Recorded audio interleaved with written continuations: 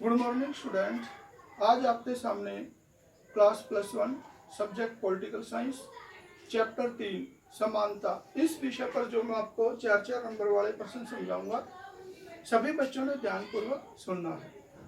समानता से आपका क्या अभिप्राय है?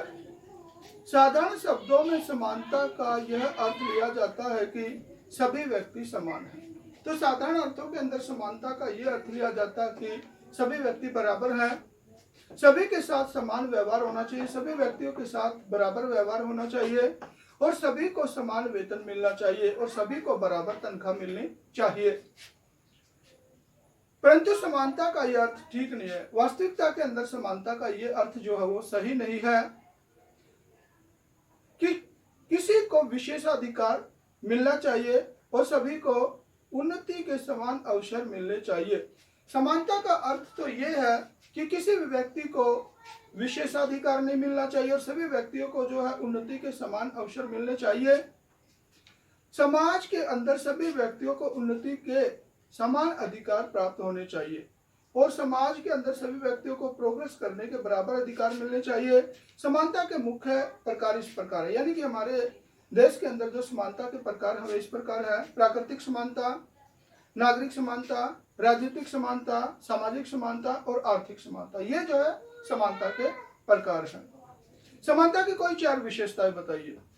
समानता की 4 विशेषताएं जो है इस प्रकार है: मौलिक आवश्यकताओं की पूर्ति, यानी समानता की पहली विशेषता यह है कि मौलिक आवश्यकताओं की पूर्ति हो, यानी कि हर नागरिक की मूलभूत जो आवश्यकताएं हैं, रोटी कपड़ा और मकान, उन सबकी पूर्ति होनी चाहिए।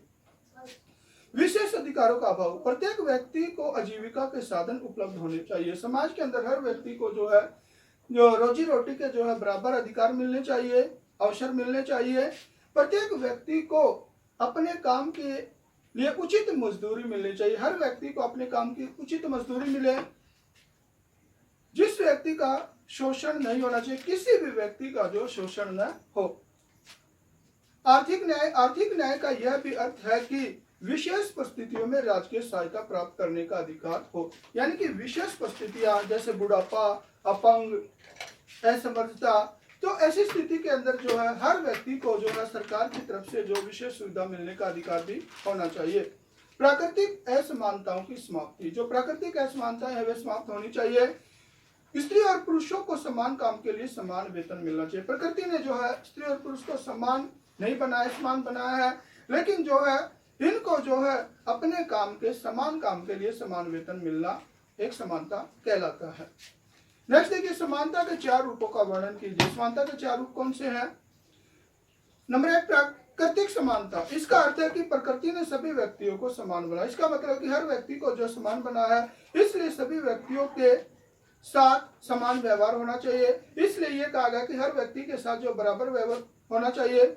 नागरिक समानता या कानूनी समानता, इसका अर्थ है कि सभी व्यक्तियों को समान अधिकार प्राप्त हो, यानी हर व्यक्ति को बराबर अधिकार प्राप्त हो और सभी व्यक्ति कानून के समक्ष समान हो, हर व्यक्ति कानून के सामने बराबर हो।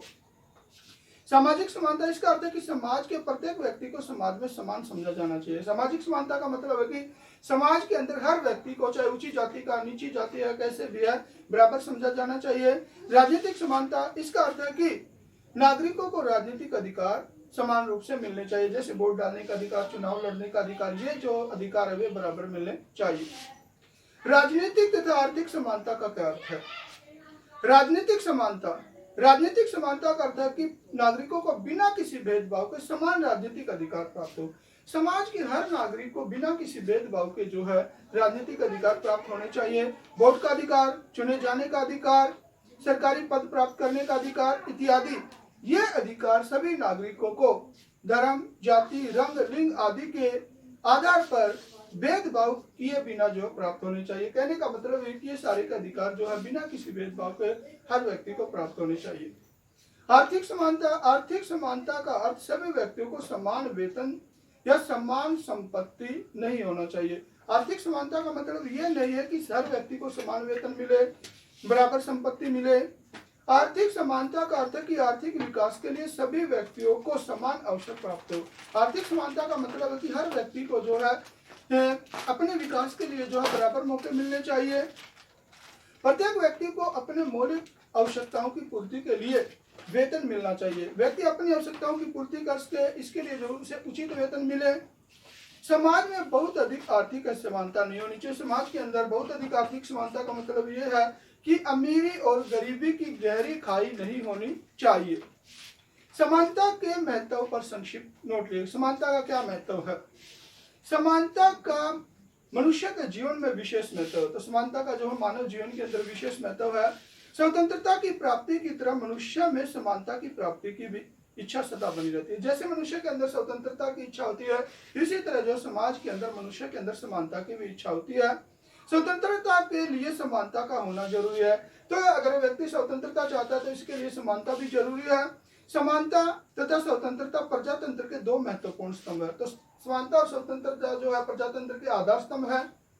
समानता का महत्व इस तथ्य में निहित है कि नागरिकों के बीच जाति, धर्म, भाषा, लिंग, रंग आदि के आधार पर कोई भेदभाव नहीं किया जाना चाहिए। समानता का मतलब यह कि व्यक्ति के साथ किसी भी जाति का हो, धर्म का हो, किसी भी प्रकार का कोई भेदभाव न हो।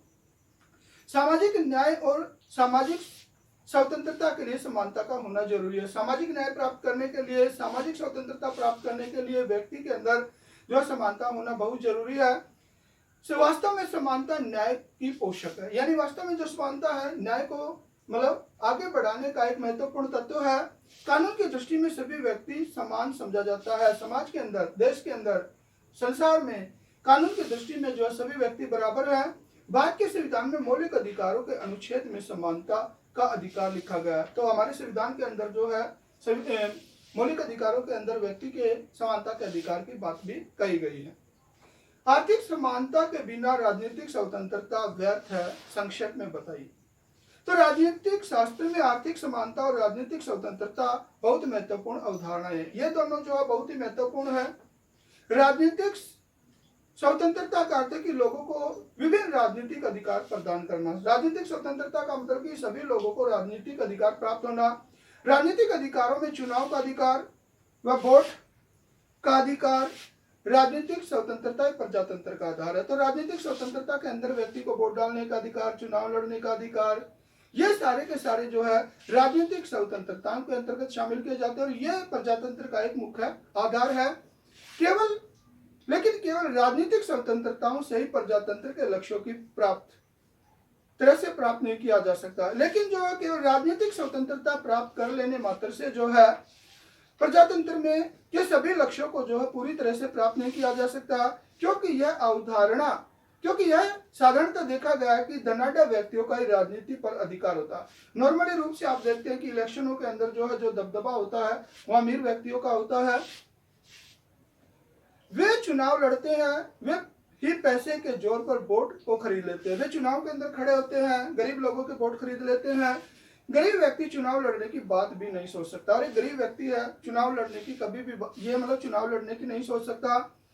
उसे 2 वक्त की रोटी की चिंता सताती रहती है, क्योंकि उसे तो अपने परिवार का पालन पोषण करने के लिए 2 वक्त की रोटी की ही चिंता होती है। चुनाव लड़ने के लिए धन चाहिए। कोई भी नागरिक है अगर वो चुनाव में खड़ा होता तो उसके लिए पैसे की आवश्यकता होती है, जिसकी वह व्यवस्था नहीं कर सकता और गरीब व्यक्ति के द्वारा पैसे की व्यवस्था नहीं की जा सकती।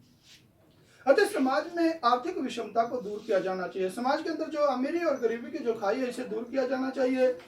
जहां अधिक आर्थिक विषमता होगी वह राजनीतिक स्वतंत्रता सुरक्षित नहीं रह सकती। तो जहां पर ज्यादा आर्थिक विषमता की गहरी खाई होगी वहां पर राजनीतिक स्वतंत्रता जो है नहीं रह सकती।